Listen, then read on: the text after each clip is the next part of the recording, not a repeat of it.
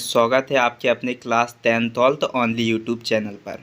तो आज बात करने वाले हैं 16 संस्करण के या 16 संस्कार कौन से होते हैं। अगर आप इस चैनल पर नए हो तो प्लीज़ चैनल को सब्सक्राइब कर लो, बेल आइकन को ऑन कर दो, जिससे कि मैं कोई सा भी नया वीडियो अपलोड करता हूँ इस चैनल पर तो तुरंत आप तक वो वीडियो पहुँच जाए। तो चलो स्टार्ट करते हैं 16 संस्कार के बारे में। ये बहुत इम्पॉर्टेंट है। अगर आप किसी कॉम्पिटिटिव एग्ज़ाम्स की तैयारी कर रहे हो तो इसमें ये 16 संस्कार के बारे में जिक्र ज़रूर होता है, या आप अपने नॉलेज के लिए भी इसे पढ़ सकते हैं कि 16 संस्कार क्या होते हैं।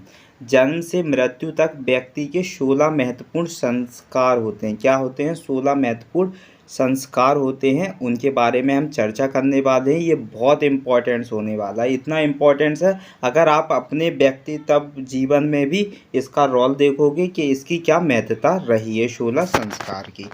कुल 16 ही संस्कार बताए हैं महत्वपूर्ण, लेकिन हर व्यक्ति के अपने बोले तो अपने एक नेचर और अपने बोले तो देश के हिसाब या अपने माहौल नगर के हिसाब, अपनी जाति के हिसाब से उसके अलग अलग संस्कार हुआ करते हैं। लेकिन जो महत्वपूर्ण 16 संस्कार हैं उनके बारे में हम चर्चा करने वाले हैं।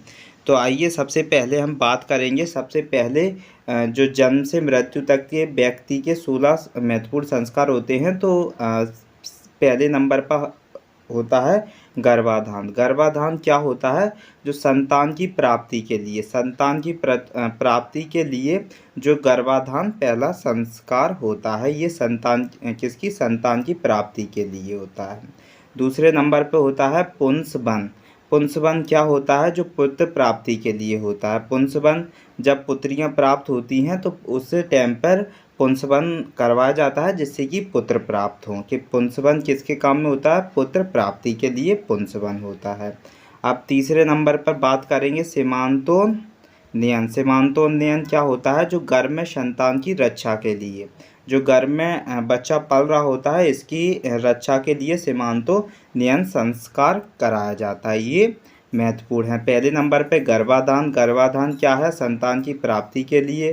पुंसवन पुत्र की प्राप्ति के लिए। सीमांतोन्नयन गर्भ में संतान की रक्षा के लिए। चौथे नंबर पे है जातकर्म। जातकर्म संस्कार क्या होता है? जातकर्म संस्कार में बच्चे के उत्पन्न होने पर किए जाने वाला एक संस्कार होता है। क्या होता है? संस्कार होता है जातकर्म, जिसके आधार पर बच्चे पर क्या नामकरण किया जाता है, या उसके जातकर्म ऐसा होता है कि बच्ची हुई है या बच्चा हुआ या पुत्र की जब प्राप्ति होती है तो उस टाइम जातकर्म कराया जाता है, कि बच्चे को उत्पन्न होने पर किए जाने वाला संस्कार होता है। ठीक है। उसके बाद की बात करें, फिर इसके बाद होता है नामकरण। नामकरण में क्या होता है? नामकरण संस्कार में जिसमें नाम रखा जाने वाला संस्कार होता है। नामकरण नाम रखने, राम जो नाम होता है वो रखे जाने वाला संस्कार होता है। छठवें नंबर की बात करें निष्क्रमण। निष्क्रमण क्या होता है? पहली बार घर से निकलना। जब पहली बार घर से निकला जाता है बच्चे को तो उस टाइम जो संस्कार होता है निष्क्रमण का होता है।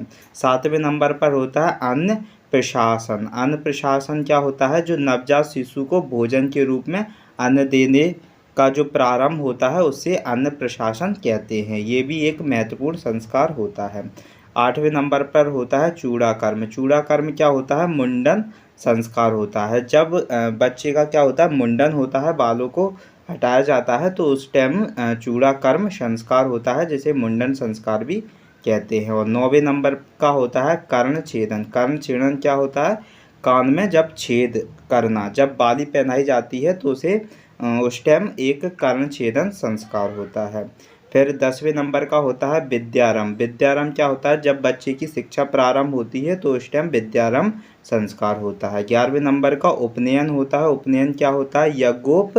यज्ञोपवीत धारण करता है जब बच्चा, तो उस टाइम उपनयन होता है। क्या होता है? उपनयन होता है। और 12वें नंबर की बात करें तो 12वें नंबर का होता है वेदारंभ। वेदारंभ क्या होता है? वेद का अध्ययन प्रारंभ। जब वेद का अध्ययन आप प्रारंभ करते हो तो उस टाइम वेदारंभ संस्कार किया जाता है। 13वें नंबर का है केशांत। केशांत क्या होता है? जब केस का अंत अर्थात मुंडन होता है, केस का देखो, एक होता है मुंडन संस्कार, जैसे चूड़ाकर्म कहते हैं, ये बच्चे की छोटी आयु में होता है। लेकिन जब उसके बड़े बड़े केश हो जाते हैं उस टाइम का जो मुंडन होता है उसे केशांत मुंडन कहते हैं, या केशांत कहते हैं, केश का अंत अर्थात मुंडन कहा जाता है। और 14वें नंबर का होता है समावर्तन, जो शिक्षा की समाप्ति पर होता है, जो शिक्षा की समाप्ति पर समावर्तन होता है। और विवाह के उपलक्ष्य में होता है शादी के समय संस्कार। शादी के समय जो संस्कार होता है वो 15वें नंबर का होता है, जो शादी के समय संस्कार होता है। और 16वें नंबर का होता है अंत्येष्टि। अंत्येष्टि क्या होता है? दाह संस्कार। जब क्या होता है उसका दाह संस्कार होता है उसे अंत्येष्टि कहा जाता है। ये प्रमुख 16 संस्कार थे। ये आप बहुत ही इम्पोर्टेंट से आप ज़रूर याद कर लें, क्योंकि 16 संस्कारों की चर्चा बहुत ज़्यादा होती है। ये कहा जाता है कि वेदों में भी इसकी चर्चा बताई गई है कि जन्म से मृत्यु तक 16 संस्कार होते हैं। कौन कौन से होते हैं? पहला होता है गर्भाधान, जो संतान की प्राप्ति के लिए, पुंसवन पुत्र प्राप्ति के लिए, सीमांतो नियन गर्भ में संतान की रक्षा के लिए, जातकर्म बच्चे की उत्पन्न होने पर किए जाने वाला संस्कार होता है।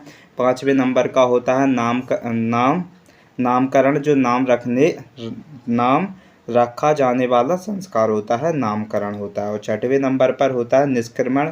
निष्क्रमण जो पहली बार घर से निकलना होता है तब निष्क्रमण संस्कार होता है। अन्न प्रशासन, जो नवजात शिशु को भोजन के रूप में अन्न देने का प्रारंभ होता है। चूड़ाकर्म मुंडन संस्कार होता है। कर्ण छेदन, कान में छेद करना होता है, उस टाइम कर्ण छेदन होता है। विद्यारंभ शिक्षा प्रारंभ के लिए।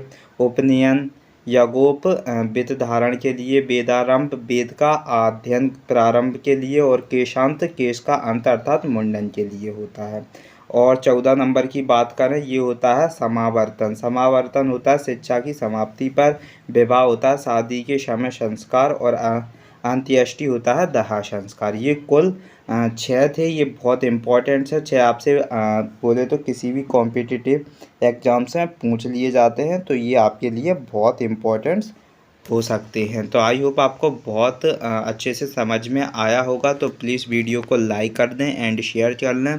चैनल पर नए थे तो चैनल को ज़रूर सब्सक्राइब कर दें, बेल आइकन को ऑन कर दें। तो आज के लिए इतना ही, मिलते हैं नेक्स्ट वीडियो में।